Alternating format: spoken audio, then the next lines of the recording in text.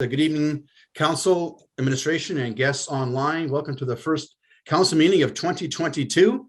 I'll call the meeting to order now at 6:01, and I'll begin with the land acknowledgement. First of all, we are pleased to be here today on the traditional territory of Treaty 6 and the Métis homeland. We acknowledge all those who share a deep connection with this land.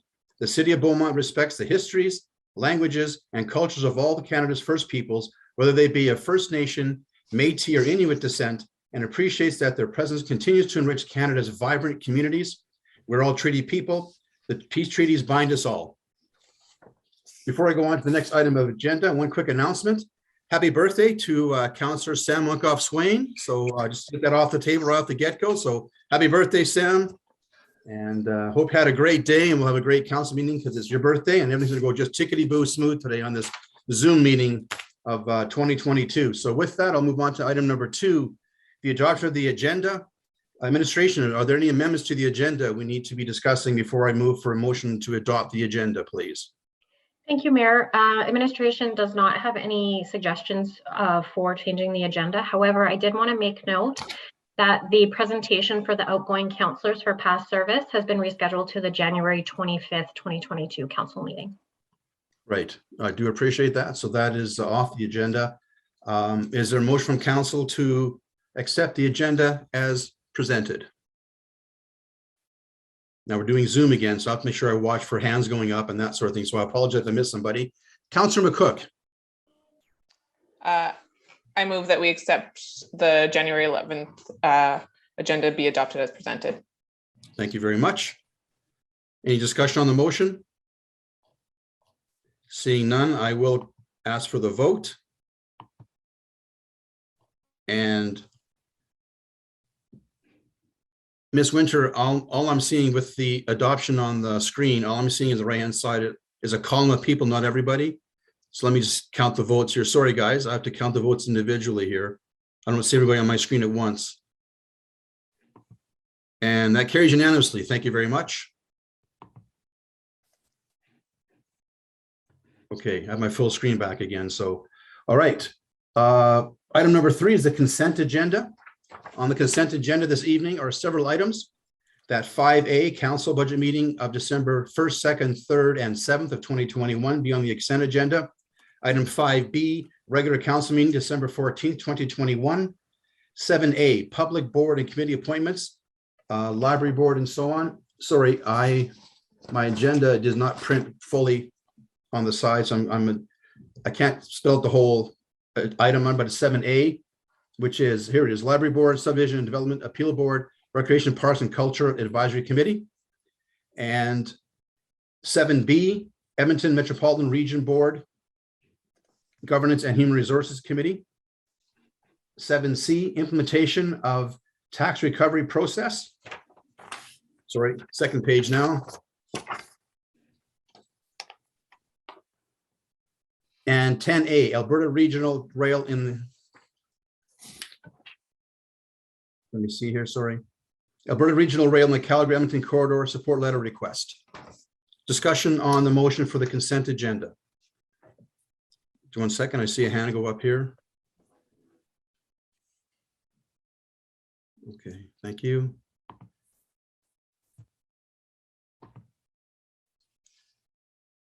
Any discussion on the consent agenda? Is there a motion to adopt the consent agenda as presented? Okay, I'm having trouble again seeing everybody. Is there any hands going up to make the motion? I have Councillor Van Newkirk making a motion. Yeah, I see it now. Thank you, Ms. Winter. Thank you. Councillor Newkirk? Yeah, I'm happy to move the consent agenda as presented. Thank you. Thank you. Discussion on the motion? Seeing none. Council, please vote accordingly. 2, 3. And that passed unanimously. Thank you very much, Council. Next on our agenda is open forum. I'm seeing no open forum items. Is that correct, Ms. Winter? Thank you, Mayor. We did not have any registrations for open forums. Thank you very much. We'll move on then to our registered presentations. First will be Beaumont Society for the Arts, and we have Ms. Yardley joining us. And first of all, before we begin, Ms. Yardley, we haven't had a chance to speak before the election, so I just want to say congratulations on your candidacy. You had a very respectable showing in the election, so congratulations for that. And so before we begin our presentation, Chantel, we're going to stick to our format. You have 10 minutes to present your material. Then we'll have 5 minutes from council to ask questions. We'll have a hard stop at 15 minutes. So if you present less than 10, there's more time for questions. Okay, are you okay with that format? Okay, whenever you're ready, you can unmute yourself, and Ms. Winter will start the 10-minute countdown, and we'll begin your presentation when you're ready. Okay, I also maybe wanted to try sharing my screen. Okay. Let's try this. Is it working? And are you seeing that? There's my PowerPoint. Good. Okay. All right. Hi, everybody. I'm Chantel Yardley, and I'm the president of the Beaumont Society for the Arts. And Mayor Daniluk, thank you so much for your kind words. And it's just great to see you all sitting up there. I have been enjoying what I've seen, the work you're doing already. So thank you for everything you're doing for Beaumont. Thank you very much. I'm here to present sort of our year report. Several of you are new, so I'm going to try to go as fast as I can, but sort of talk through this process as well. So how do we sum up the last couple of years? It's been pretty unforgettable, pretty unbelievable in all ways, shapes, and forms. And many words come to mind, but endurance is the one that fits well with how the BSA has come out here by 2022. And with the support of council and city administration, we have worked through the unknown. And I think we've come out on top going into the new year. Today, I'm going to talk to you a little bit about the difference between Beaumont Society for the Arts and the Beaumont Arts Council. I'm going to talk a little bit about how our funding is allocated and how we spend the money. And then I'm going to talk a little bit about what's next for art in Beaumont. So here we are, your questions answered, hopefully. And if not, you'll have time at the end. So who is the Beaumont Society for the Arts? We were formed in 2015. The Beaumont Society for the Arts is a community-based, not-for-profit organization committed to advancing excellence in the promotion, practice, and appreciation of the arts in all its forms. It's inclusive of every Beaumontais in desiring to participate. Through the years, we have seen 3 councils. We have had and worked with countless administration members and turnovers. We've seen reshuffling and sorting, and there has been drama. There's been politics. There's been struggles, but there's also been lots of support. And right now, I really want to thank Paul, and I want to thank Amanda, and we have a new member, Joanna, to our arts and culture team. And I just want to thank them for their support and patience throughout these years, because we really couldn't have done it without them. And yeah, so thank you. We have come a really long way in a short time for a group that is sort of bringing art policy to Beaumont. And through our knowledge and expertise of the process, thanks to our past president, Grant Tully, I feel, and having a tenacity and a passion for the importance of art in our community, we have done a lot of great things. We have written an arts policy that guarantees that money will continually be allocated to art in our city, which was something we never had before the Beaumont Society for the Arts. We have put on countless events, activities, programming. We have brought groups to Beaumont. We have supported local artists. We have encouraged art viewing in our community. We also now, I think, are proud to say that we have been a part of creating the Arts Facility Steering Committee. If it wasn't for our advocacy, then I don't think the idea of a facility would be necessarily as far along as it is. And we're really proud that that is moving forward. And last but not least, we created the Beaumont Arts Council, which I'm going to define next, because this is where confusion lies often. So the Beaumont Arts Council, the purpose of the Beaumont Arts Council is to provide leadership in coordinating artistic and cultural programming in Beaumont through effective use of city resources. The Beaumont Arts Council will provide opportunities for communication, guidance, and collaboration to advocate for artistic excellence and the value of the arts and culture in everyday life. the Beaumont Art Council objectives and how we are meeting them. So we provide recommendations to council regarding ongoing supports of arts and culture in the city by meeting 4 times a year with members from multiple arts groups and arts organizations. We communicate and are able to bring to you, council, and sort of one answer instead of having to talk to a lot of groups. We're hoping this will create efficiency and communication openness. BAC created the Public Art Board, who chose all the art for the Aquafit Center, and we're also incorporating public art into our future endeavors. We provide a forum for collaboration among artistic and cultural groups. So BAC meets 4 times a year. Sorry, I jumped myself. The representations from multiple artistic organizations to create an all-encompassing calendar of events and activities.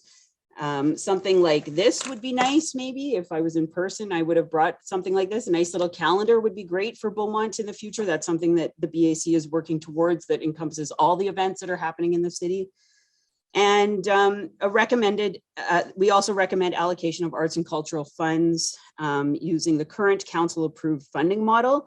Right now, our next step as the BAC is currently creating its own grant funding guidelines for the additional monies that was given to arts this year.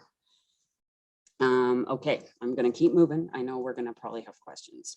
Funding, how's the money being spent? So BSA spends a lot of its money on creating events. That's how we spend our money. We do things for the community. We try to bring art to the community. We try to support artists.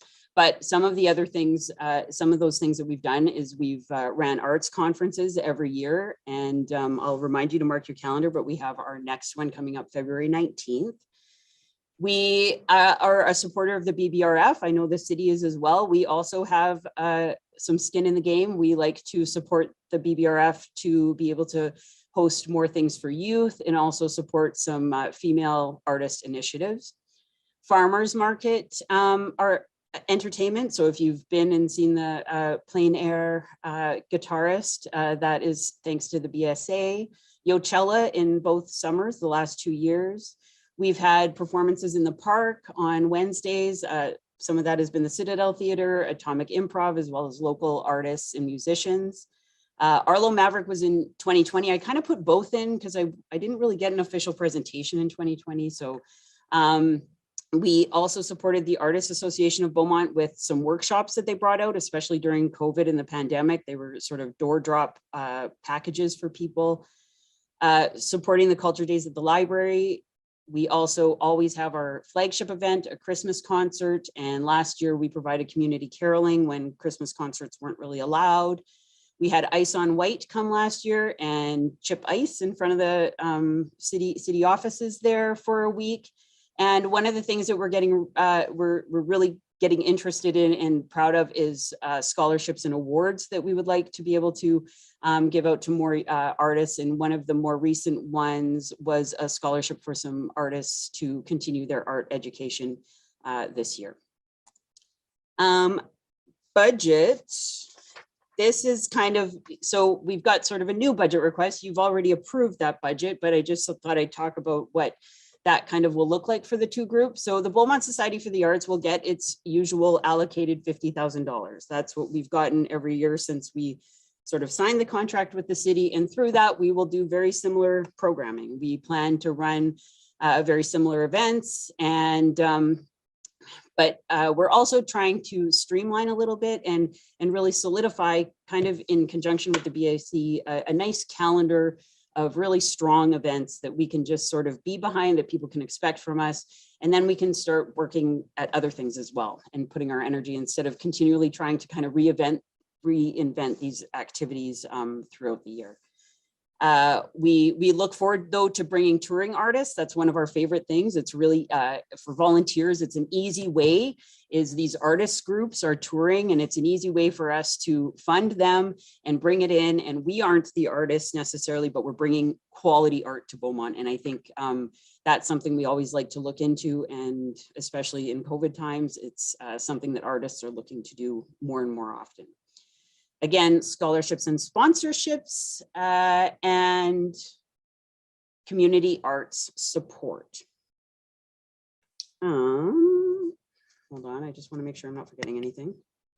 The other couple things that we are looking at, and this is going to happen, I didn't put this on here, but this is going to happen at our conference in February, that I'll remind you the date again before we finish. But we're kind of re-examining our strategic plan as the BSA, because we've gotten a lot of the things that we wanted. We wanted policy, we wanted an arts facility to get built.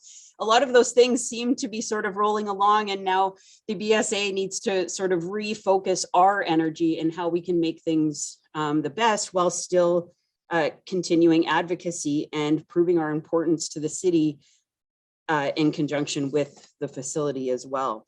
And so we look forward to re-examining fundraising plans and how we can work with the council and especially administration in becoming a major fundraising partner in the facility getting created.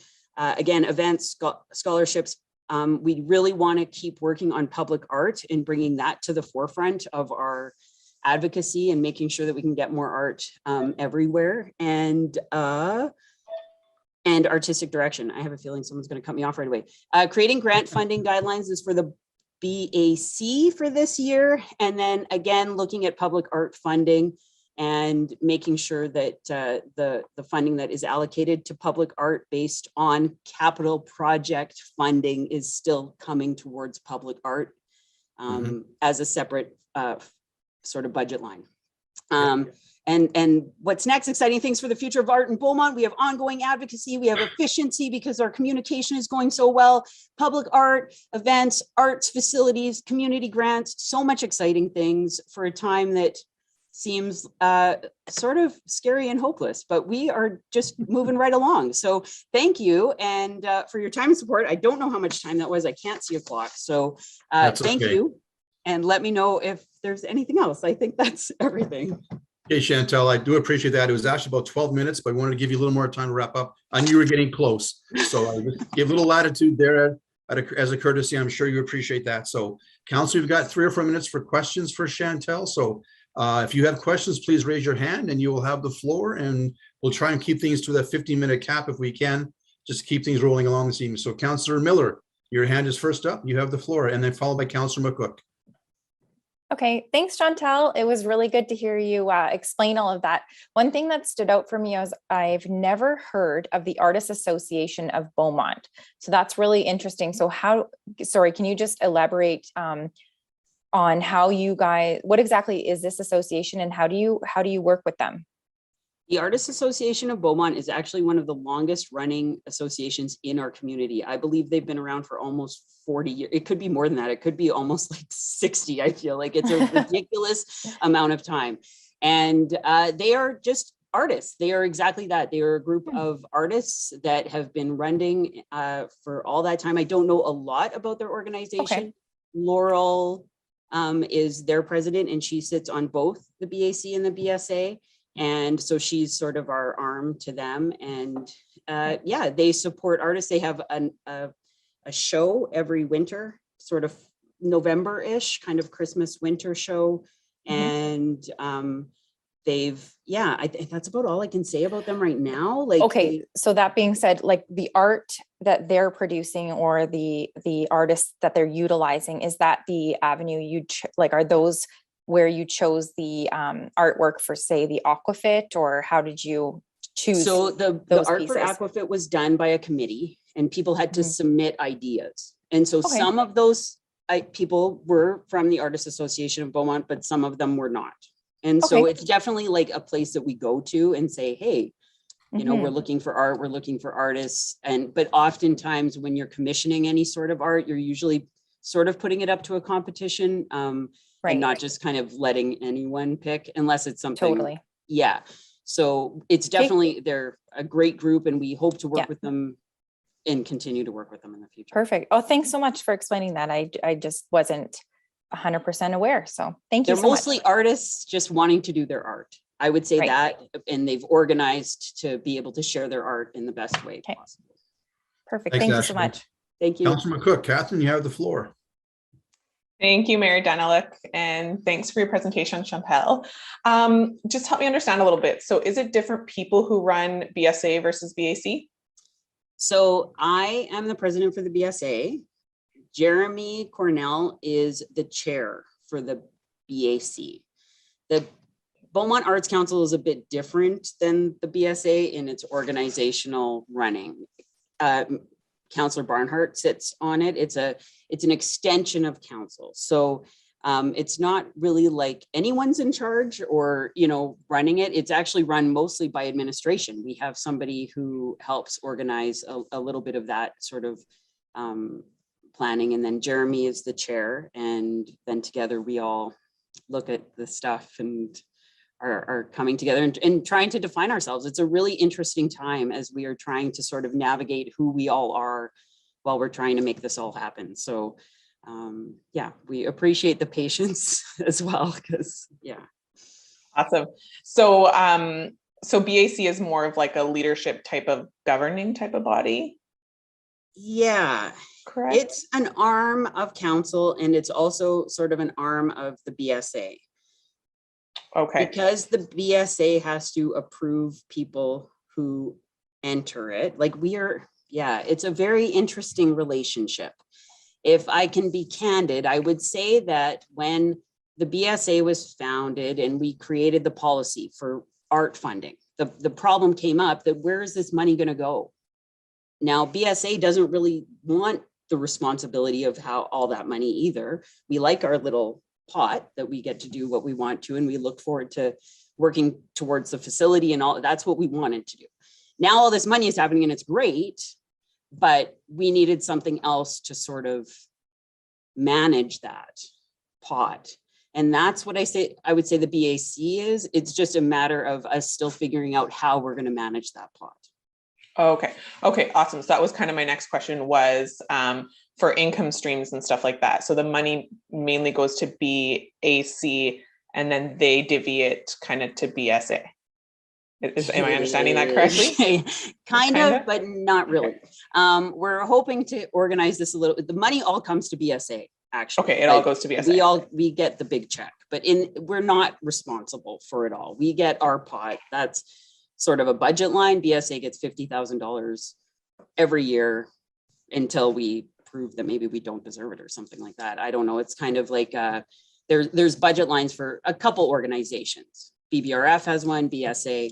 The additional money that is allocated to art based on the policy, based on the math that is usually used in communities, based on tax dollars coming in, that's how much we've been kind of waiting for now.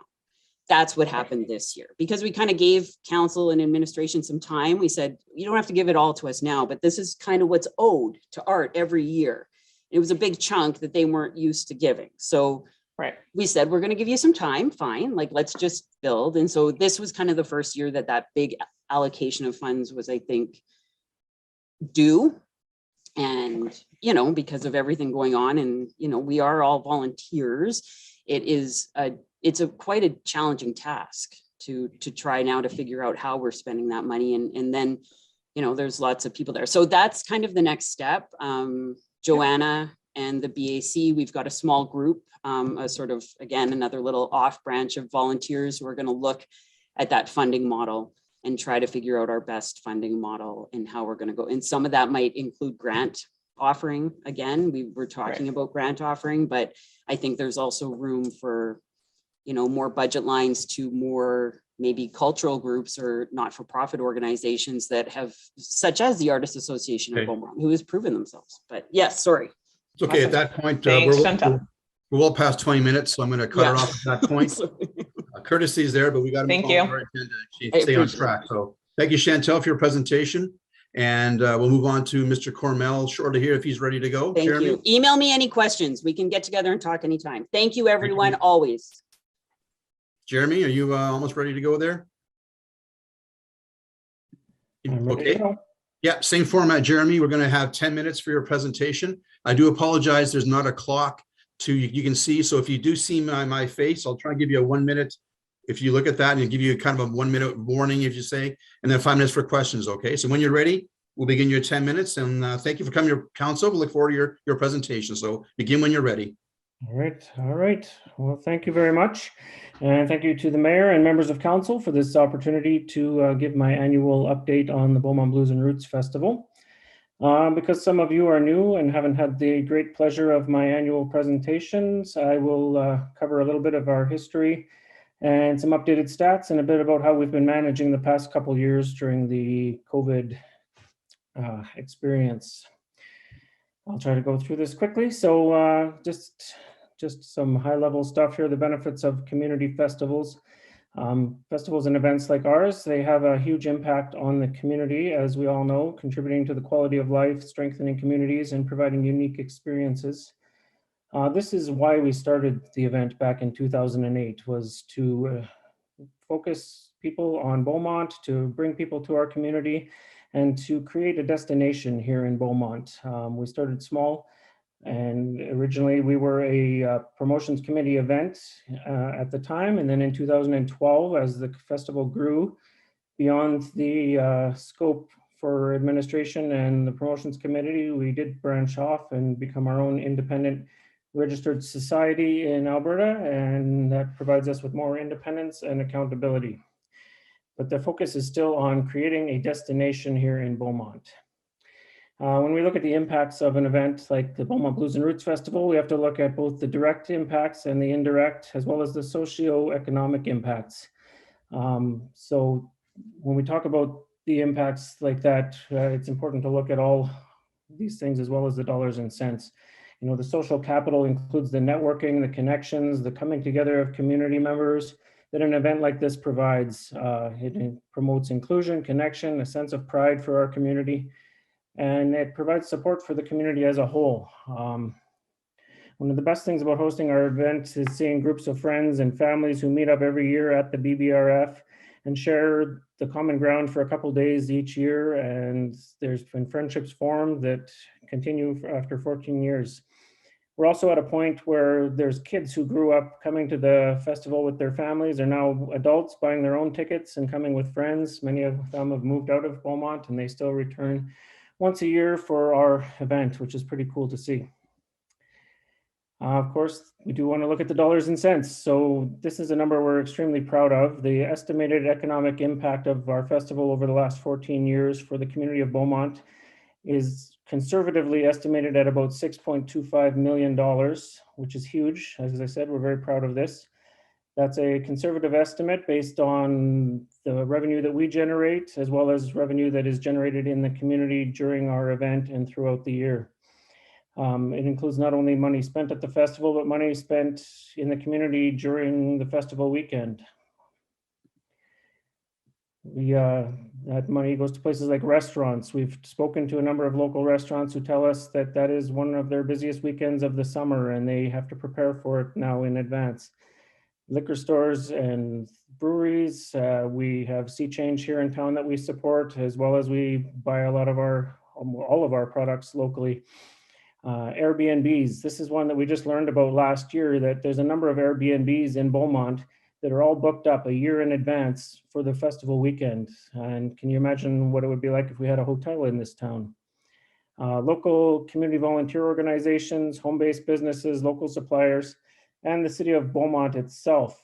We put a little poll out on our Facebook page just last week, and we've already spoken to 3 families that we can confirm attended our festival and then subsequently purchased homes and moved their families into Beaumont after attending the BBRF, which is kind of a cool statistic that we're, again, really proud of something like that, that our event drew people here. They saw what they saw and they liked what they saw and they moved their families here.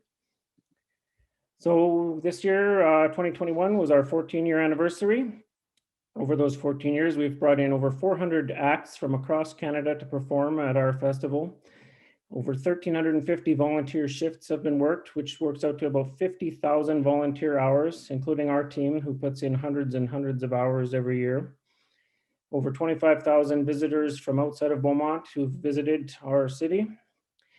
And during 2020, we were even able to present a small scale event, which was one of the only events of a festival nature that even happened in the whole country, which was kind of exciting. And then we adapted in 2021 to suit the ongoing and ever-changing COVID protocols, and we were still able to put on an event with a much reduced crowd and all of the necessary protocols, masking and et cetera, that were required at the time. Yeah, as I said, our 2021 event, we had reduced our capacity to 1,500 and we sold out each day.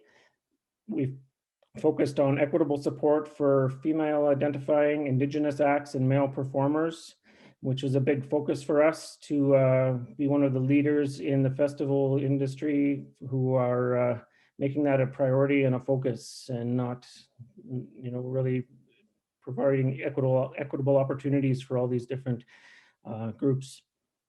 We maintained our shop local focus and returned over $18,000 directed to local businesses. As I mentioned, we buy all of our alcohol here, much of our supplies, all of our t-shirts and merchandise are made by JJ Screen Printing, which is a local home-based business right here in town. We operated on a reduced budget in 2021 of $120,000. For reference, the 2019 festival, which was our biggest to date, our operating budget was about $350,000. So we obviously had some serious cutbacks. We had, obviously COVID affected things. There was less grants available, less sponsorship money available because companies were hurting as well. And we also reduced our ticket prices to encourage participation in 2021.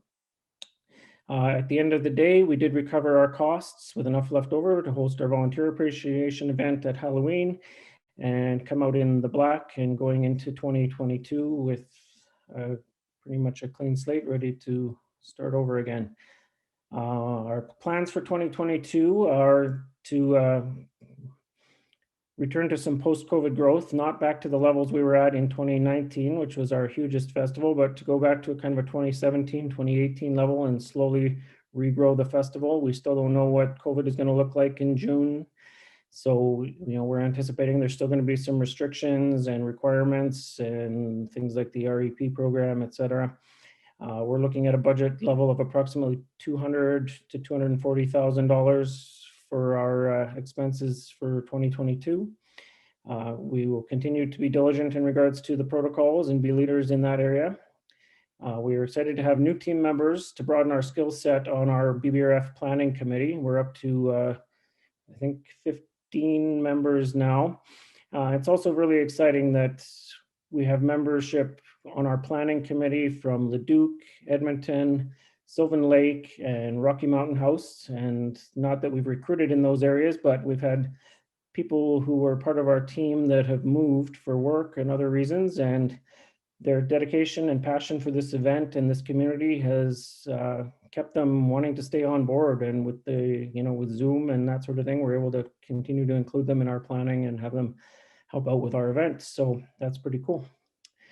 And we continue to engage with local businesses and focus on shopping locally as we move into 2022, more so than ever. So yeah, on behalf of our whole team, this is our 2021 team pictured here at the festival.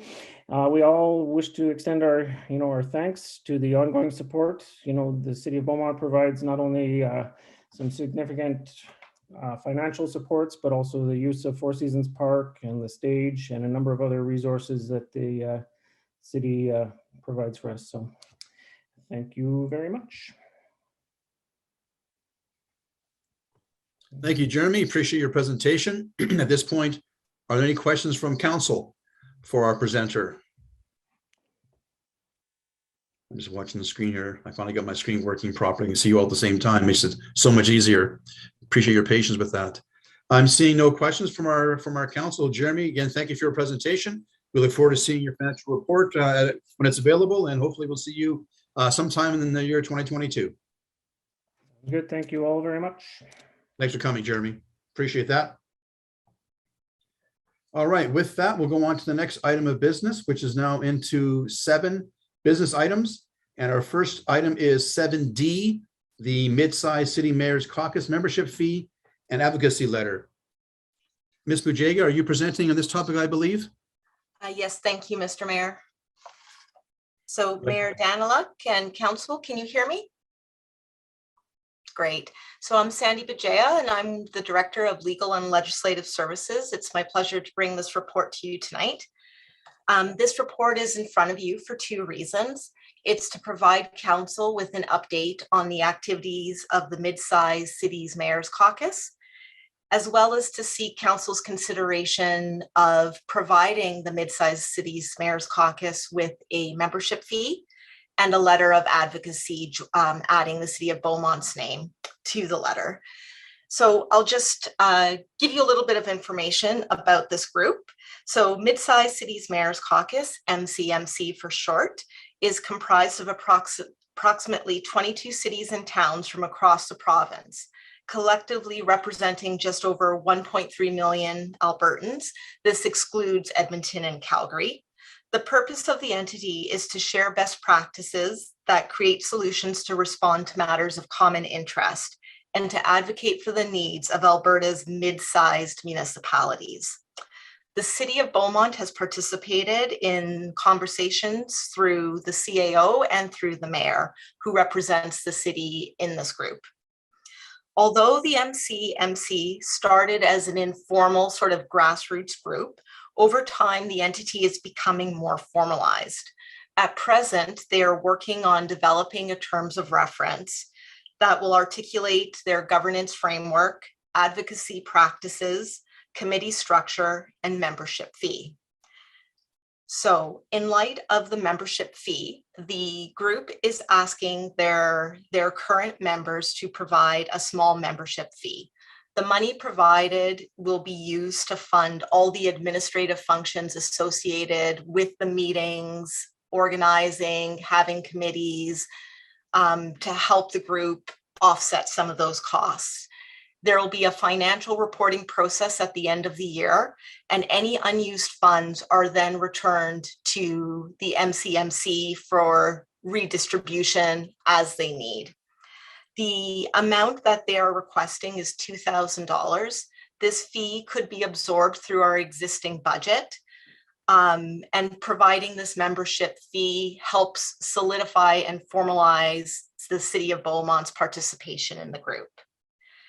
The second consideration for Council this evening is a letter of advocacy regarding the Rcmp Retropay. That letter is provided as an attachment to the report. It aligns with the City of Beaumont's past advocacy actions on this file and really advocates for municipalities to have a seat at the table and to recognize the burden that the Retropay resulting from the Rcmp negotiations has placed on all municipalities. Mr. Mayor, I'll open it up to our CAO to see if he has any additional comments, or if perhaps you would also like to make some additional comments since you've been representing the city on this group. Yes, thank you very much, Ms. Bujai. I will just add a couple quick bullets. I've got some history with this group. As Sandy has mentioned, it has evolved. It started off as an advocacy group, and it still is an advocacy group. One of the unique things about it, and Sandy had talked about the 22 municipalities and the 1.3 million, but that also contains upwards of 50 different MLAs. So it's become a body that the government is paying attention to. It's small enough to be nimble, but big enough to be significant. In years past, we have hosted the meetings at our cost, and the new terms of reference, which you'll see, it's just in its finalized version, just being finalized now, and then we'll present it to you. The TOR now contains money that would go to the hosting municipality to help alleviate that burden. So that's how that group is growing. Other than that, that's great job, Mayor Daniluk. Thank you, CEO Schwartz. Thank you, Ms. Bojea. Not much more to add to that, simply that I believe this body is becoming more organized than it has been in previous years. We are, as Mike mentioned, becoming an influence and a source of information for the government, and also a great chance to be an advocate, not in conflict with AUMA, but in concert with AUMA. There are issues that pertain to our municipality that may not participate may not pertain to, for example, Smoky Lake or Rocky Mountain House, for example, that are smaller, the AUMA has to advocate for. We have our own advocacy information. So I have two things to suggest. I would appreciate council supporting the membership fee of $2,000 that's been proposed to us, and also that council support the letter of support going to the provincial government or federal government, pardon me, regarding the Rcmp back pay issue. We are one of the last municipalities to approve this letter. I was not going to approve it until council saw it first. I felt it was important that council have a chance to debate this idea of the letter of support to try and get the federal government to look at the retroactive pay issue at their plate, as opposed to being a municipality in Canada. So with that, I'll open up to questions. I see Councilor Swain has a question. So yeah, thank you, Mr. Mayor. Appreciate the overview here. I have one question and a couple of comments. The $2,000, I'm not concerned about that, but just to be clear, is that a flat fee? I imagine we're all kind of mid-size cities, so it's not going to be changed prorated. Is that the same for everyone within the piece? And apologies if it's in the memo. Sandy, you're muted. Do you wish to respond? Sure, thank you. That's quite all right. Thank you. It wasn't in the memo, but my understanding is that it is a flat fee because it's a group of equals. They're all mid-sized municipalities. Yeah, figured someone will ask me, so I figured I'd just get the right answer. So, I mean, in short, I support both these motions, or these recommendations, I should say. I won't hold my breath on anything for the second one, for the advocacy with the federal government.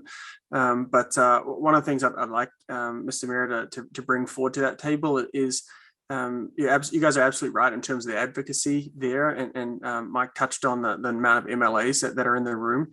I'd really like to beef that up more than just letter writing campaigns. We've seen how effective they are, which is very minimal. And for an issue as important as this one, getting some sort of delegation, some sort of group together to really hone in on this and really provide that support. So when you guys are meeting again, Bill, I know the terms of reference are coming out to look at, but I just really encourage some sort of advocacy body, as opposed to just sitting down, meeting, writing letters and sending it off. And I know it takes more effort than that, but I know the influence this group can make. It's a lot more nimble with the 22 members there, and we can fight for those things. So I'd like to see a strong push on that advocacy piece and more formalize that. So I'll leave it there. I know there's no motions on the floor yet, but I'm in favor of both recommendations. Thanks. Thanks, Sam. If I may, Ms. Bujaya. Sorry, guys, my screen froze 3 times while Sam was talking, once while Sandy was. So never happened before at home here during the Zoom meetings the last couple of years. My computer was freezing and internet connection was in and out. So I'll do the best I can. If I have to go to plan B, we'll call us 5-minute recess and I'll talk about that. But right now, I believe I got most of Sam's comments. So are there any further comments from council on these? Oh, Kathy, I see your hand up now. Pardon me, Kathy. Ms. Barnard, you have the floor. Please go ahead. Thank you very much, Mayor. And I too am supportive of these advocacy efforts on the part of all the mid-sized mayors. I just wanted to ask for some clarification. Maybe this is something Mike Schwartz could clarify for me. There's another group, not as high-powered as this one, called the Intercity Forum on Social Policy, and I can't remember who has taken on that role. Thank you, Councillor McCook. But it started for very much the same reason, but it's not made up of mayors. It's made up of councillors, and it's focused on the social infrastructure. And their annual fee is $500. I guess I just want to contrast those two.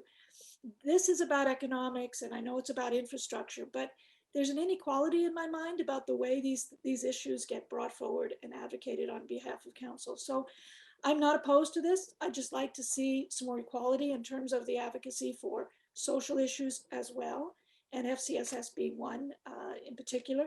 And police kind of covers both, so I really don't have a problem with what's before us, but I just want to raise council's awareness of the fact that it isn't coming across to me as fair in terms of the way we allocate funding.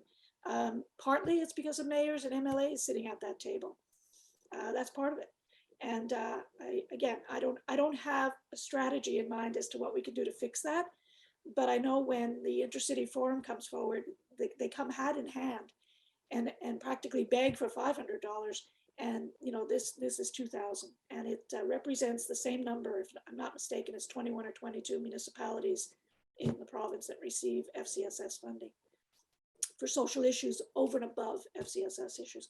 So I'm just raising that for council. I'm in support of this motion, but if Mike, if you have anything to add to that, I know you know these things, and there's probably reasons why certain things have terms of reference going in certain ways. But if there's a way to bring advocacy for social issues somehow together, and maybe it's a joint effort between the two, I don't know what it is, but we have homeless issues across the province. We have ongoing food bank issues and childcare issues. We have many issues that don't get to this table, that table, the mid-sized mayor. And I just would like to see that corrected somehow, some way, someday. But if you have anything to add, Mike, that's my rant for the day. Thank you very much, Councillor Barnhart, and through the mayor to the rest of council. I'm not allowed to share my opinion, but I'm with you 100%.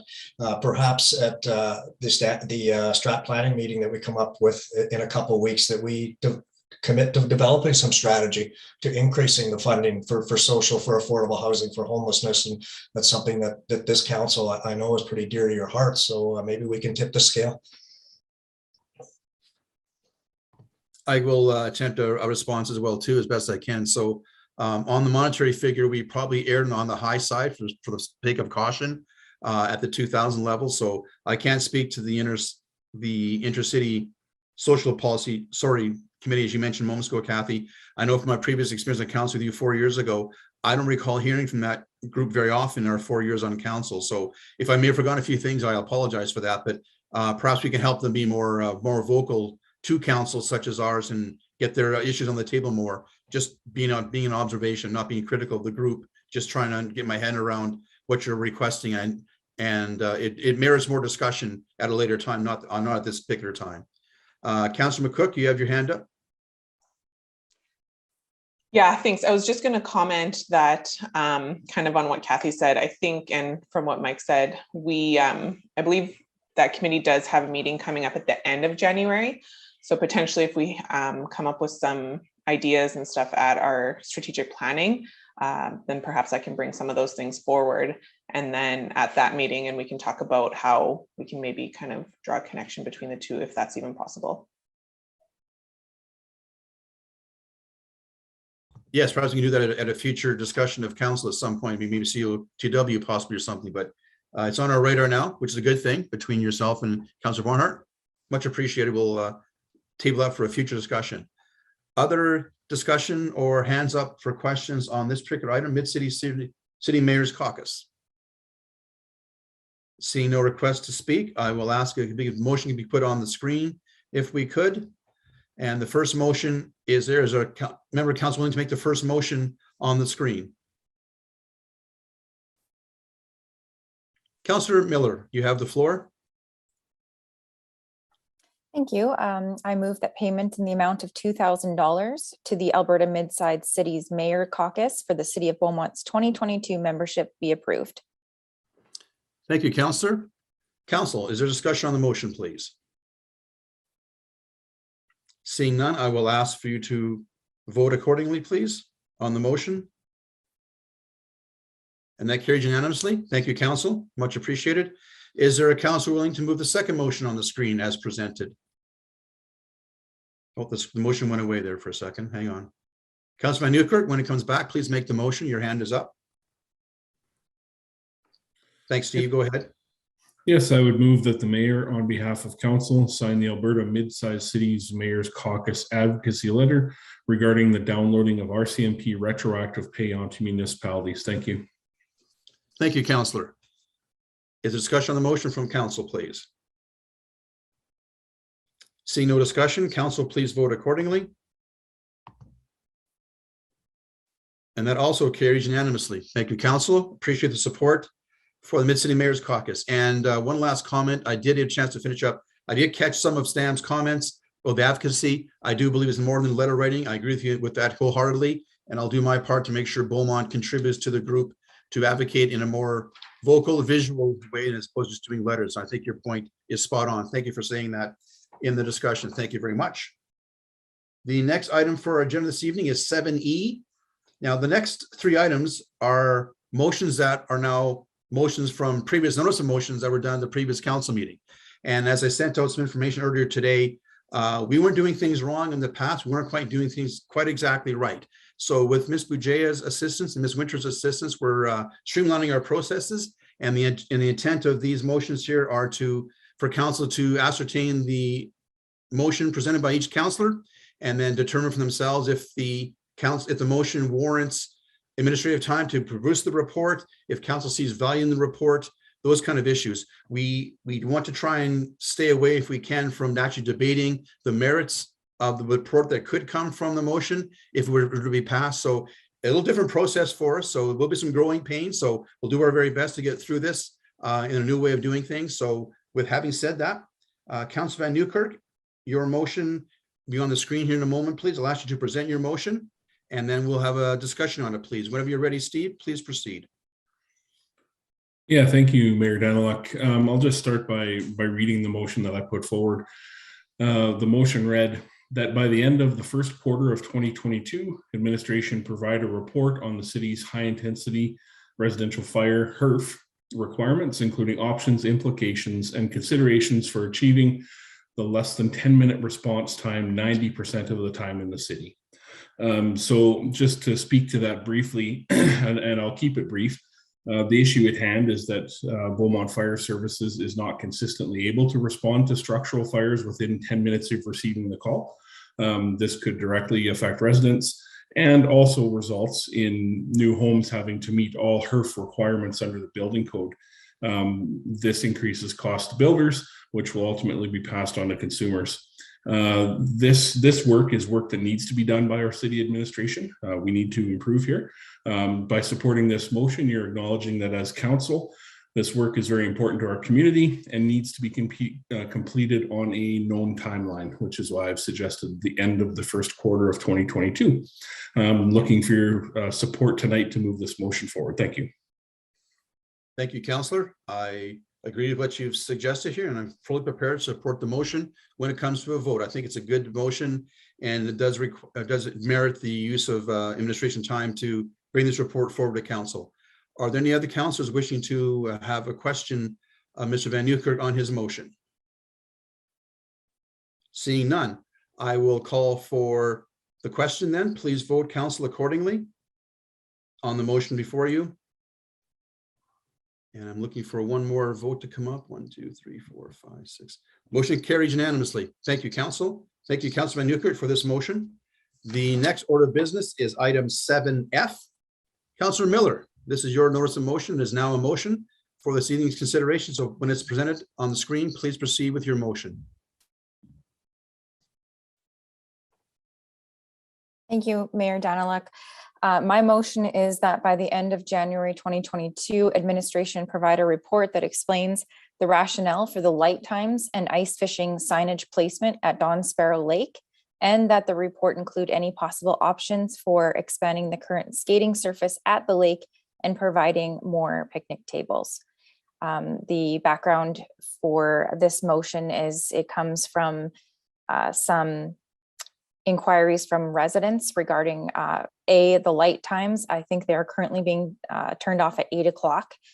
So they were hoping to have those possibly extended and some rationale behind the light times as to why they do go off early, because there is people still skating. And secondly, the layout of the actual surface. If there is, at this point, I would like to see a report as to if it could be maneuvered a little bit differently to provide a surface for, or a surface cleared for different activities at the same time. So one of those being either hockey or ice skating in one area, and then going around the loop in the other area. And that's basically the rationale behind it. At this point, just options as to what could be done differently on that surface, and then the lighting, if that could be on a little bit later. So that's the background on this motion.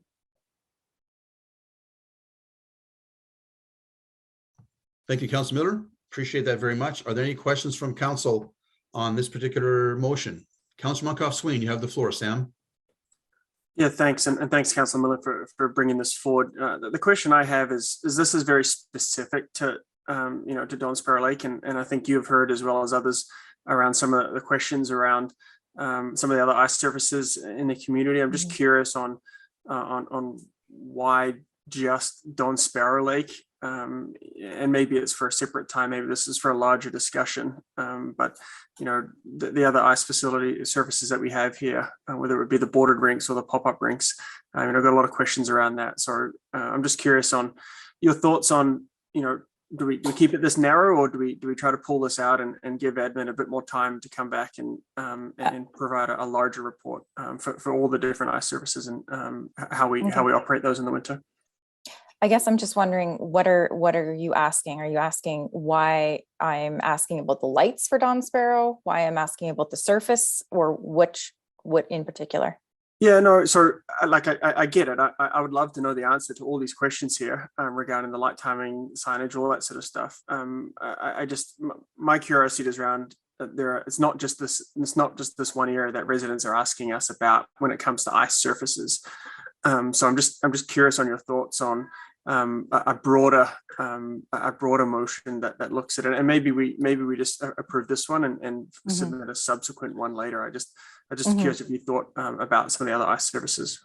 I have thought about some of the other ones. I haven't heard any lighting inquiries from residents regarding the other ice surfaces.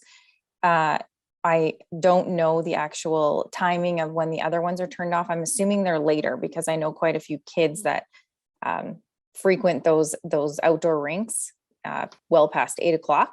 So I think at this point, my concern is the light timing at Don Sparrow, because I would like to see it on later, and I would like to see the report on possibly why the lighting is turned off when it is, if it's affecting residents perhaps, and that's why it is turned off early, or what the rationale behind that is. And then the options while we're at it, getting that report ready for the light timing, what we can do to the current surface. I'm not sure what the other inquiries at this time would be for the other rinks. I think as we've seen in the past, even last week here, they've been maintained, flooded, and there are people out there using them. So I don't have a lot of concerns with the other ones right now, unless somebody else does, then absolutely. Okay. No, I appreciate the explanation, and I'll support the motion here. I think maybe a broader conversation is just around the service levels for those pop-up rinks, but we don't need to solve it in this motion. I was just curious if you thought through that, and it's not lost on me we have 4 larger light towers that are going to be operating a little bit later on than this one, just up the across the park there. So I'll support the motion. I appreciate you bringing this one forward. Thank you, Councillor. Next councillor to speak will be Councillor Barnhart, followed by Councillor Van Euchert. Kathy, you have the floor. Thank you, Mayor, and thank you, Ashley, Councillor Miller, for putting this on the table. My only question is process-wise, and I think this is to the administration. Is the end of January doable? I'm just wondering whether that timeline will give us what we need. To Councillor Barnhart through the mayor, through Councillor Barnhart. It's Aaron here. I'm not sure if you can see me, but yes, anyways, you're good. We've been working on looking at some of this already, so I think we can accommodate that. I do understand that the idea here is to get an understanding of this so that we can, if necessary, change the lighting and add the tables if that's what comes out of the report. So I think we can make that happen. We can provide some comments back on that and get some context there. Thank you, Aaron. Does that answer your question, Kathy? Yes, it does, Mayor, and I will be in support of the motion. Thank you. Thank you, Aaron. Councillor, Mr. Lewicki, excuse me. Councillor Van Euchert, Stephen, you have the floor. Yeah, thank you to Councillor Miller for putting this one forward. Happy to support it. Just one question on the signage. In here, you're specifically talking about the ice fishing signage placement. There has been a little bit of feedback as well on the general signage around the whole area there.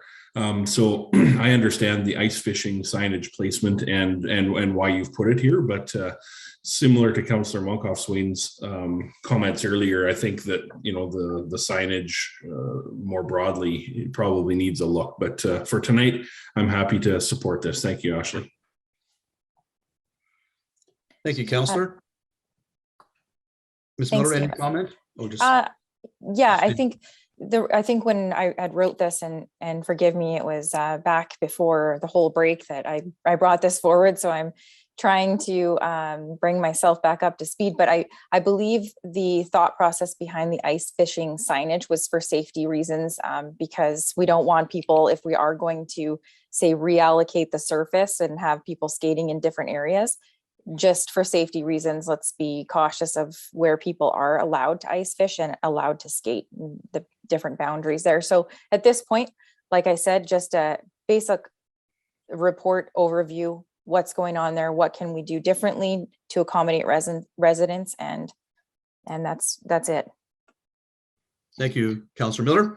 I'll make one final comment myself too. So looking back last year, Ashley, about this, when we first brought this forward, I know one of your rationale also was that the fact that Sam's comment about the other services is a valid comment. One thing about Don Sparrow was that because of the size, we can change the shape of the ice skating surface and make it different every time we want to, whereas the other ice surfaces are very constricted or very static size. So part of the rationale of this report is to give us ideas or suggestions how else the ice surface could be made different, or lighting could assist with the ice surface. That's part of the report as well too. So I'm happy to support the motion as well at this point. So having said that, seeing no further hands up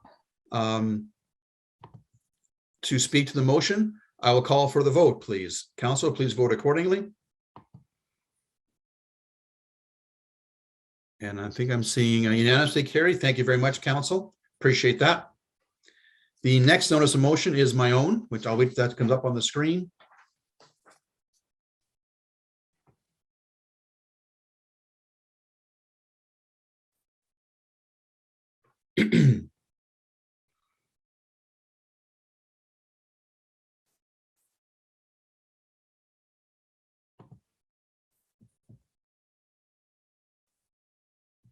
Thank you very much. I move that by the end of the first quarter of 2022, administration provide a report that includes information on any pedestrian safety issues at the intersection of 56A Street and 55th Avenue, as well as any other options for improving pedestrian safety at that intersection. Council, I will amend my own motion before we go any further. Oh, there it is there now. That we do a deadline of May 10th, as opposed to the first quarter, to provide the report for the same intersection. Just give administration a little more time to do it. The rationale for this particular motion is several concerns from residents in the area as to the safety of the intersection. It's not exactly a square intersection. Most people are used to driving on, so there are some concerns in safety. So I just want to have a report from City Council or from administration, City Administration, that to review the intersection in question, and if we can make any suggested changes to improve safety, that report will say that. Or if it says it's safe as is now and nothing can be done, at least we have something in writing from administration that we reviewed the issue. So that is the rationale for the motion. At this point, I will entertain questions. Councillor Miller, followed by Councillor Monkoff-Swain. Ashley, you have the floor. I believe Councillor Barnhart was first. I'm sorry, That's Kathy, okay. I just saw your hand go up. So Kathy, please proceed. I have to change the color of my hand. It's blending into the side of my picture. Sorry. Yeah, actually it is. Sorry, that's okay. I'll be a little more That observant. next time I can't do it quickly.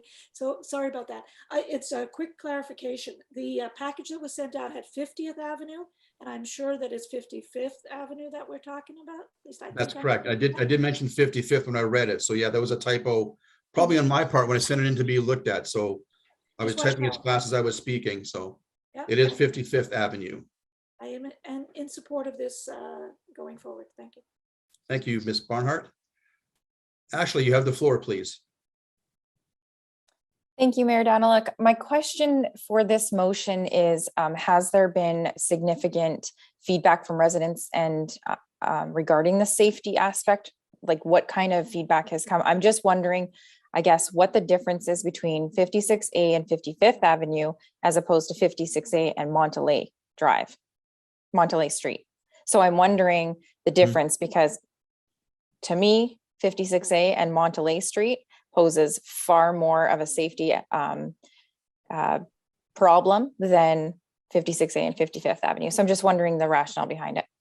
No problem. I'll answer as best I can. I met with a couple of residents who were in the area who expressed concern with safety. And as I was standing there talking to them, I was walking across myself and I was almost hit by a vehicle, not looking where they were going when made the turn. So I agree with you. The other intersection could be a concern as well, but I wasn't privy to any concerns from residents on the other intersection, which I think you have a point, honestly. So that's best I can do. I can answer that question for you as best I can.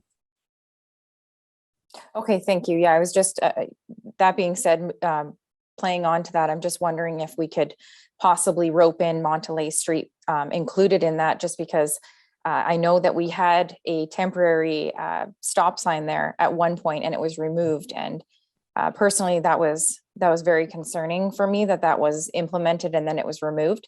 So I'm not sure if anyone or if you, Mayor Daniluk, support bringing that into this motion. Well, you know what, Councillor Miller, I think it makes, if you have a concern, and I think you do, it makes sense to me to make a friendly amendment to include both intersections at the same time, rather than have administration do one report, followed by another motion to do a second report. So I'm prepared to make a friendly amendment to my own motion to include 56A and also 56A Street and Monteley. That's right. So two intersections will be reviewed by this report. I'm prepared to make that friendly amendment. Thank you, Councillor Miller. Thank you. Okay, I see a few hands going up here. Give me 1 second. Mr. Lewicki, do you wish to speak at this time, or should I have other councillors ask their questions first? They can ask questions first, Mr. Mayor. Thank you. Councilman Swain, followed by Councillor Tessier. Sam, you have the floor. Yeah, so thanks for bringing this forward, Mr. Mayor. I had similar conversations around that particular intersection. I think to clean this up, I would just, instead of safety issues at the intersections, I think it's just safety issues along 56A Street. You can take out 55A and Monteley Street would be my recommendation. It's both sides of that. I'll leave that to you, your motion. And the only other nitpicky thing I would say is it's not just pedestrian safety. I would just call it safety issues, and I think administration understands what you're looking for here.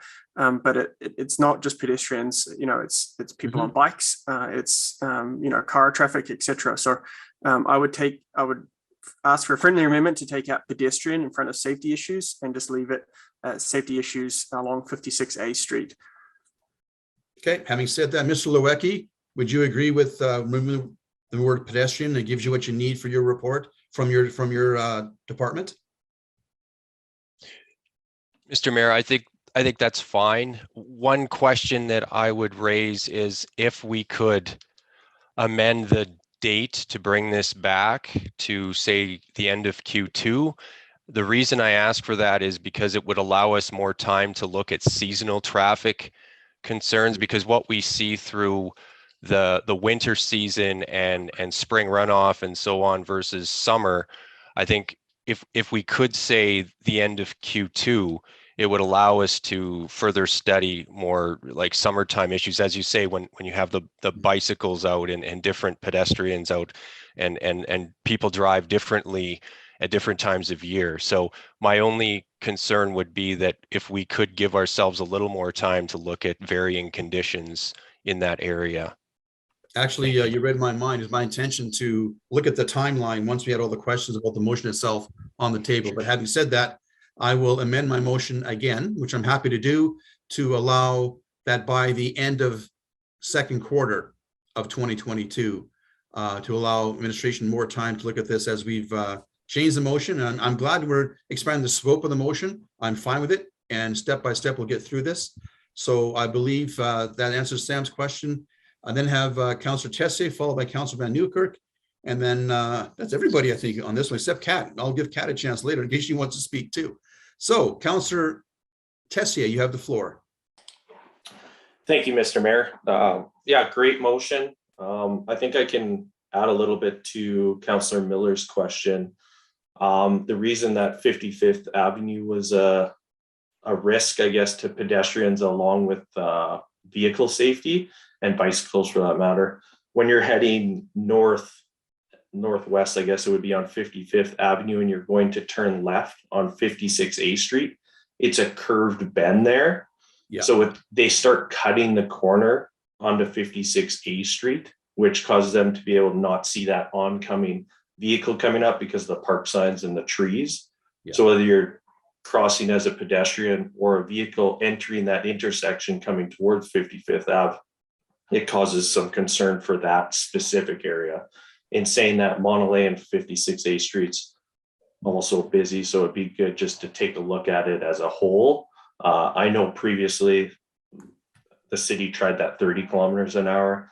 That didn't make a difference. So whether they're looking at, something in that intersection or different options, it'll be interesting to see. So support the motion and then go from there, I guess. So thanks. Thank you, Councillor. You're spot on, because I mentioned earlier that it's not exactly a square intersection like it is the other end of 56A in Monteley. It is a square intersection. This one's not. So it has some unique characteristics to it that I want to get a report back to make sure it's as safe as possible. And we'll trust administration, use the experts to give us a proper report, which is what their expertise is. Thank you very much. Councillor Van Nieuwkerk, and then we'll wrap up discussion unless Kat has a question in a moment. Steve, you have the floor. Yeah, thank you. When I initially put my hand up, I was going to raise the same thing that Mr. Lewicki did. So I'm glad that we looked at the timeline and definitely heard concerns on the north end of this street. The south end, I definitely see the problems and I watch things happen there the same as everyone else. So happy to support the motion, Mayor. Bye. Thank you.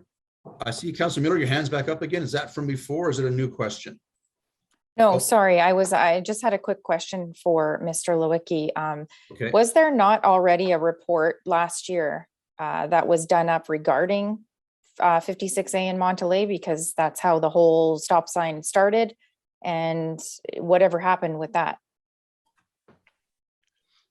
Through the mayor to Councillor Miller, I honestly am not sure at this point, but we can look into that. In fact, we could actually provide some background as part of our report into where that's at and roll it into this new report, if that helps. Sure, that may. I was just hoping it might speed up the timeline a little bit, given that was already that had already been or already taken place. So I just wasn't sure. I'll continue to be passionate for the safety on this road, because I mean, living it close to there as I have, there's been quite a bit of chaos that's gone down on that intersection specifically, and then a little bit further down the road. So I'm definitely in support of this motion, and I hope that some changes come out of it. Through the mayor to Councillor Miller, I can appreciate your concerns and obviously the urgency to come up with a report for this. What we do want to make sure we're doing, though, is that we are and that the timeline extension was not for further review of previous reports. It's to make sure that we're adequately looking at this stretch of road and the two intersections through the different, through some different conditions, so that we have an accurate portrayal of what's happening there. So it wasn't, if that makes sense. It does. Thank you. Thank you for clarifying that. And forgive me for my for being so bullheaded towards this one. All good. No, Councillor, that's exactly what we're here to do. So that's not a bad thing at all. So I appreciate the passion. Mr. Lewicki, thanks for your answer. And before I go to CEO Schwartz, I'll just say that I know Mr. Lewicki's department will give us a report as fast as they can. If it comes earlier than second quarter, that's great. If it comes on the end of second quarter, so be it. Mr. Schwartz, you have the floor. Yeah, all I wanted to add, thank you very much, Mary Daniluk, is that there has been some data already collected. I don't know what the results are off the top of my head, Councillor Miller, but it will be included in the material that Aaron brings back. Thank you. Mayor, if I may. Yes. You hadn't accepted the friendly amendment that Councillor Moncaf-Soine put forward with removing pedestrians. So I just wanted to confirm that you're okay with that one. Yes, Mr. Lewicki, can you just clarify you're okay with taking pedestrian out from your perspective and giving you what you need for your marching orders for the report, if you will?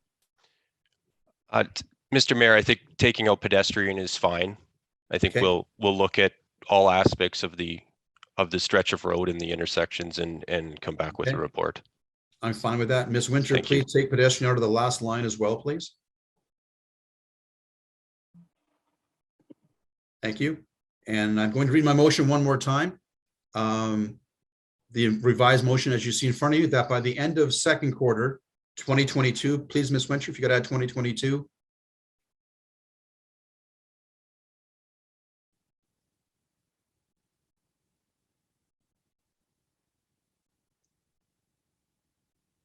Administration provide a report. Oh, that's okay. Administration provide a report that includes information on any safety issues at the intersection of 56A Street and 50th Avenue and Monteley Street, as well as any options for improving safety at that intersection. I'm going to be just picky for a second. Would you please amend it, say 56A and 55th Avenue, and then 56A Street and Monteley, so it mentions both intersections more clearly. I know that's the intent of the motion. I get that, but just for the safety of for the record, please. Thank you.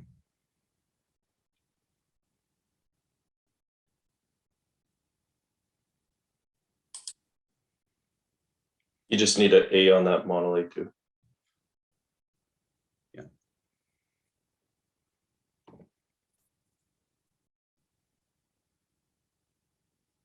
Sorry, can you repeat that one? I missed that.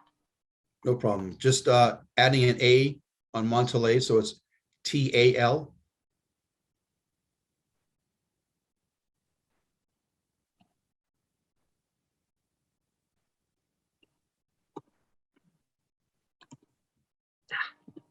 It's okay. Is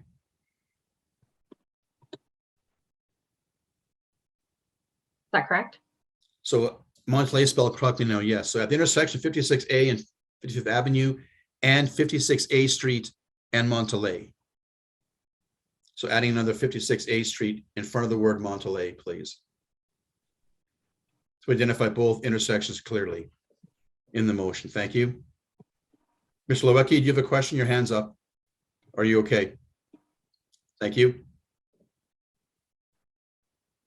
Okay, Council, you see the revised motion in front of you now. See no further questions or concerns for debate. I'll ask you to vote accordingly.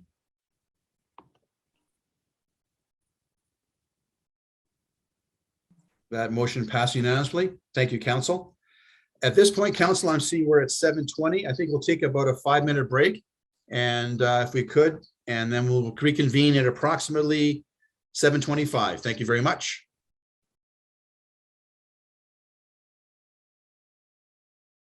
Thank you, Council, for coming back. Administration as well, and of course, people listening at home, we do appreciate you tuning in. Next on our agenda is item A, Councilor inquiries and reports. This section A, B, and C are confirmation that the inquiries from Councilors Miller Van Newkirk and Councilor Tessier have all been answered back by administration to those councilors. Do any councilors have any questions on the information they received from those reports back or those emails back from administration on previous questions? I'm assuming not. So having said that, we'll move on to our next item, which is number 9. CEO Schwartz, and your update, please. Mike, you have the floor.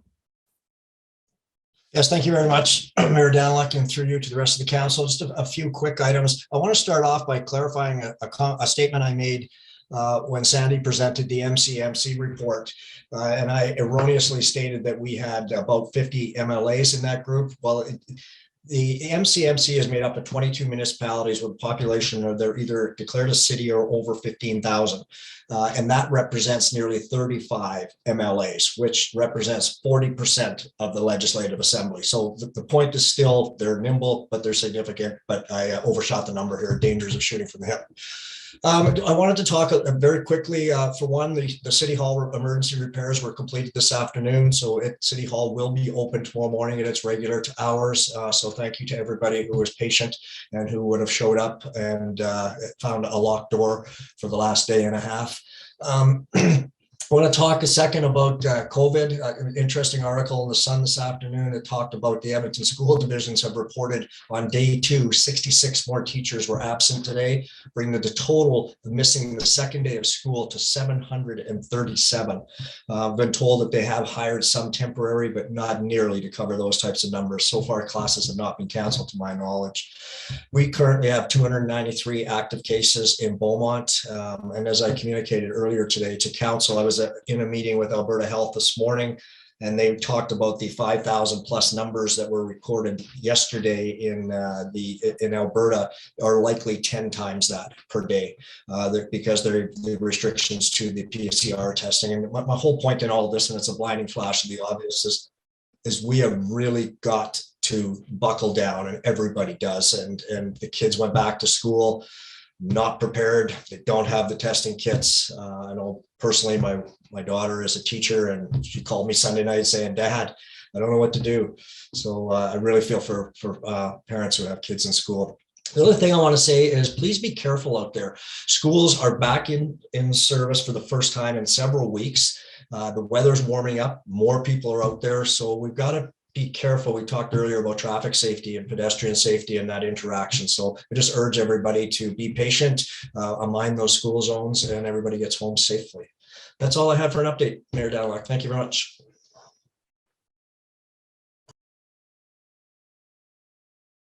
Thank you, CEO Schwartz. Any questions for our CEO from council? Seeing none, I'll move on to the agenda. Next item is item 10, correspondence. Item A has been a part of the consent agenda. 10B and 10C.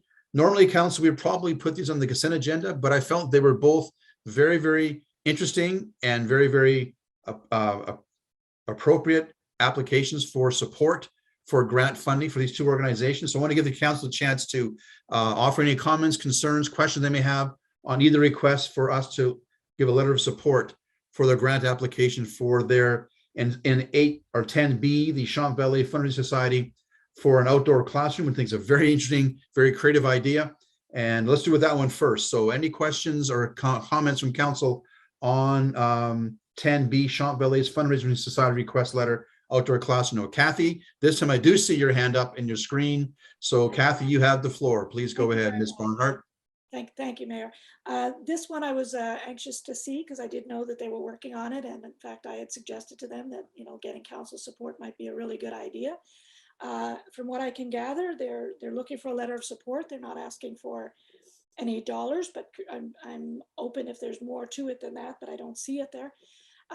Just from the work that I do in childcare and education, outdoor education is really important. And we live in a winter place. We have to get used to that as much as we fight it. But anything we can do to make it more interesting and exciting for the kids to be outside and more educational, I'm all for that. So I definitely support this and be pleased to make the motion. You're muted. Yeah, I'll come back to you, Kathy, for a moment here for that motion. Councilman Newkirk, do you have a comment on this particular topic? Yeah, you bet. I'm just excited that something like this will come to life, and I always wondered what would take a big piece of that grass that's out front and make it useful, and I think this would be a great use for that. So thank you. Awesome. Thank you, Councilman Newkirk.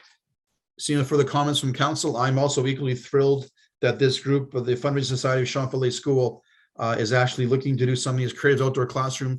The drawings look very interesting, very creative, and I'm looking forward to them being able to make this happen. And we'll do our best in a letter of support to assist them in the grant process. So Councillor Barnhart, would you be prepared to make a motion accordingly to, it's on the screen now for you, please? Thank you. I was hoping it would be because I was scrolling through to find it. No, we're just planning ahead for you. No problem. That's excellent. I would like to move that the administration prepare a letter of support for Champs Valley application for funding towards their outdoor classroom at École Champs Valley School, and that the mayor on behalf of council sign that letter of support. Thank you, Councillor. Any discussion from council on the motion? Seeing no hands raised, the council please vote accordingly. And that carries unanimously. Thank you very much. Appreciate that. Our next topic is 10C, Baja's request for letter of support for a rebranding grant application. This is a very timely thing. It's been a discussion for a number of people in the community, including Baja, of course. And I know from talking to them a little bit back a while ago, the cost of rebranding their organization is not inexpensive. So they are looking for a letter of support for the grant application, help them rebrand their organization. So any questions from council, any comments from council on this particular request for a letter of support? Okay, seeing none, I do believe council's silence is sometimes golden. So is there a member of council willing to make this motion, please? Councilor McCook, how about you?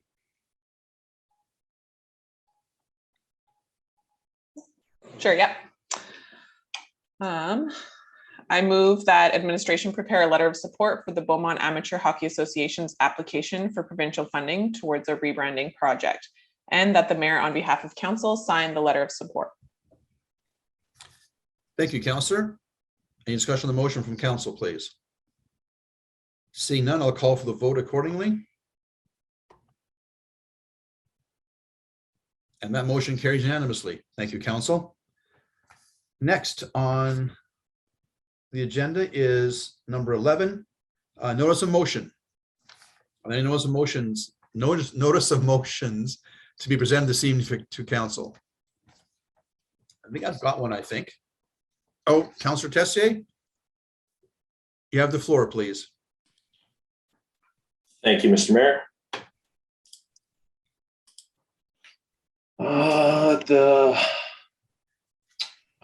Council, yeah, so notice of motion land use bylaw report is the subject. At the, I guess we'll have to change that to at the January 11th, 2022 council meeting. I will move that by the end of the second quarter of 2022, administration prepare a report on the land use bylaw, specifically on the following: the feasibility and impacts of it adding additional parking restrictions for business uses and additional dwelling units in current residential zones, the feasibility and impact of limiting the number of dwelling units per parcel to a maximum of 2 suites for single family homes where no detached garage is included, and a maximum of 3 suites for single family homes where a detached garage is included, and an overview of the current standards for home-based businesses, minor and major, including the types of businesses typically in each category. And sorry, that is correct. You're right, Sandy. Thank you. Yeah, January 25th is correct. Yeah. Please speak your motion, Councillor Tessier.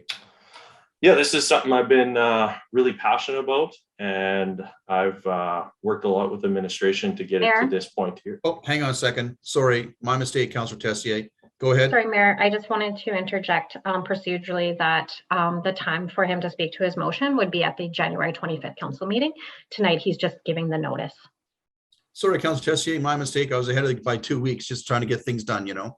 No worries, I like it. My apologies, council. On that note, motion. Thank you, Councillor Tessier. We'll be discussing that on January 25th. Thank you very much. Are there any further notice of motion for council this evening? I think I've got one coming up for just 1 second here.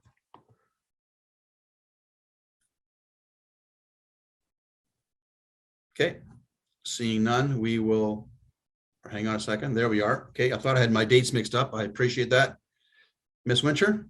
So at the January 25th, 2022 council meeting, I will move that by the end of the first quarter of 2022, administration provide a report on options feasibility of implementing a Name the City snowplows contest for children, and that the report include general parameters for the contest, opportunities for partnering with local schools and the Beaumont Public Library, appropriate timelines and approximate costs for such a contest. Thank you very much. I look forward to discussing that with council on January 25th. Are there any further notice of motion for bringing forth the council this evening? Seeing none, we'll move on. Next order of businesses, I'll make a slight announcement before we go into closed session. As council may be aware, Mayor Tony Wadsworth from the town of Millet, just down the road from us, had passed away later this past fall, and I'll be attending Millet's town council meeting tomorrow. They'll be presenting a plaque to his family in recognition of Tony's numerous years of service to his community and also the Water Commission that I know Sam's has served on and Ashley is serving on there with me now. Tony was a stalwart of work in Millet, and he's a big loss to their community in terms of his volunteerism, his leadership, and his love for his city. So I'll be paying my respects on behalf of council tomorrow at the city of Millet, or town of Millet's city council meeting tomorrow. So just so council is aware of that. At this point, we're moving into closed session. So no further items on our agenda. Let me just find my closed session statement I have to make. Thank you. I'm just going to let our listening audience know that as a reminder, under section 197(3) of the MGA, council is prohibited from passing a resolution or bylaw during a closed session meeting. If there is a direction or decision to reach, council will revert back to an open meeting to the public, and the direction will be recorded in the public minutes. FOIP outlines the items that would allow council to close a council meeting, which include matters in the public disclosure could be harmful to third-party business interests, third-party personal privacy, individual or public safety, law enforcement, intergovernmental relations, and or economic and other interests. At this point, is there a council willing to move into closed session? Councilor Monkhoff-Swain, you have the floor on this one. Yeah, I haven't done anything today, so I can help us out here. I'll move that council meet in private to discuss matters protected from disclosure under the Freedom of Information and Protection of Privacy, FOIP Act, Section 24 at 7:38 p.m. Thank you, Councillor. Discussion on the motion. Council, please vote accordingly.